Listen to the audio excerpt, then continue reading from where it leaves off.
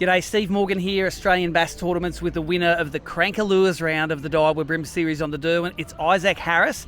Isaac, you are an ABT veteran. You've been doing it since you were 16 years old. Yep. How many years ago is that? 15. 15 years, and you finally got your first win. Yep, so I've come second a couple of times, a third. I've had a few mishaps, but we finally got there. Finally got the chunk of wood with it on the front.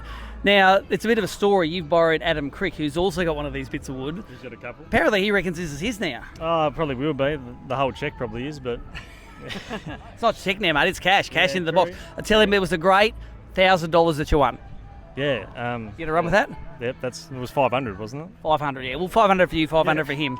Isaac, you did it by fishing Ralph's Bay, which is a big flats part of the arena that not a lot of people go to, but every year it seems more and more people try it out.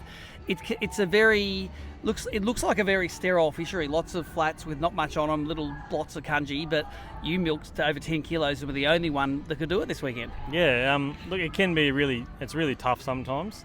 It was pretty tough today. Yesterday was really good, which I thought today would be better because it was sunny and like semi-calm.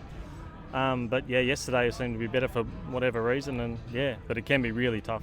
You had a pretty productive time in there. You said you and your non-boater caught 50 fish when you were down there yesterday. That sounds insane because there were guys in the river that wouldn't have caught 50 fish. Yep, a lot of small fish, but just a few random bigger ones here and there between them all.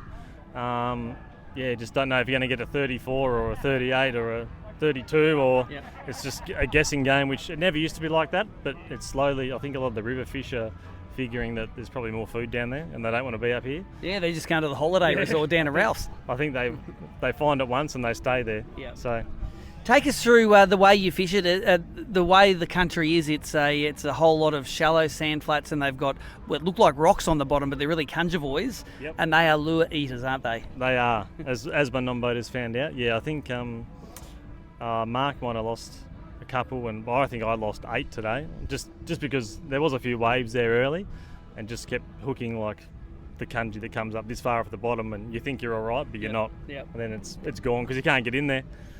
Too close to get the boat in, so you're fishing shallow water. Yeah, I was only fishing probably yesterday and today. I started in the same spot, maybe 40 to 50 centimetres, maybe, because there was I couldn't get anywhere near any banks anywhere. Because there's no tide. You're out hundreds of metres away from stuff, I think because they were probably feeding last night, they're slowly coming off. So if you catch them when they're sort of coming off, they'll be really good. Yep. And then the tide stopped and they stopped, especially yesterday.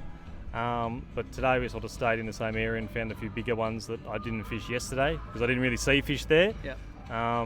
But yeah, just luckily we had a double hookup of a 37 and a 36, and then it just went back to nothing for a while. Wow. So. Take us through the techniques you use. This little Lucky Craft Flash Minnow, its hooks look destroyed. Is that through the kanji voy?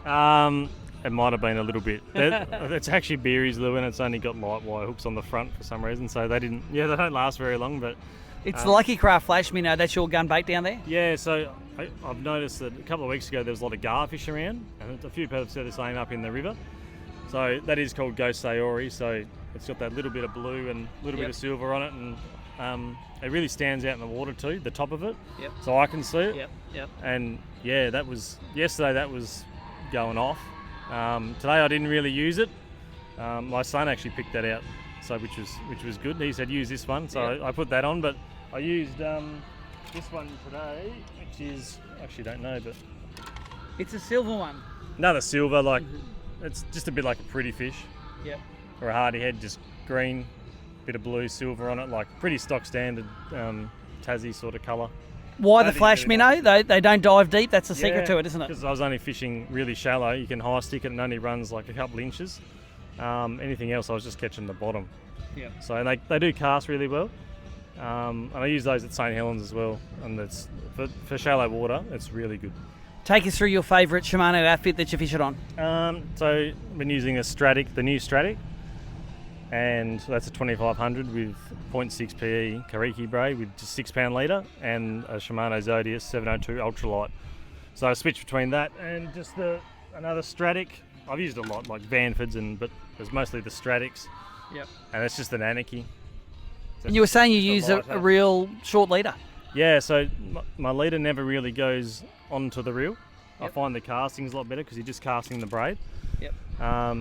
you know, I've never used under 6 pound, or for a long time. I've never had a problem. So Take us through a retrieve of the flash minnow. just pretty much throwing it as far as I can. It depends, like if you're on sort of straight sand or a bit of clumpy stuff, I'm sort of targeting, but like with there's a lot of reefy stuff as well, so you're just sort of casting it where you think there's a little bit of darker or a bit deeper water in amongst it, and I'm just high seeking it, twitch, like just Twitch and pause. pause, and they always generally eat on the pause. Yep. I saw a lot of fish eat the lure today, not as much as yesterday, but you just get a little tap and then you just set the hook, or sometimes they wouldn't come back, or just sort of work, but just a twitch.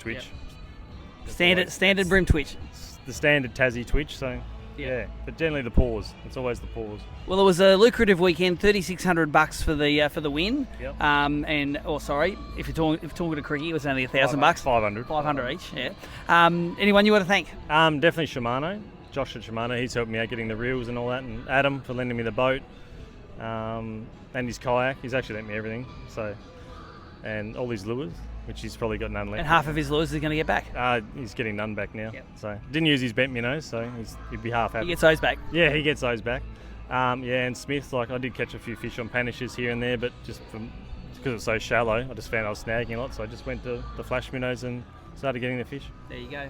All right, well, there he is. It took him 15 years to do it, but it's finally done. Winner of the Cranka round of the Daiwa BREAM Series on the Derwent, Isaac Harris. High fives. Thank you.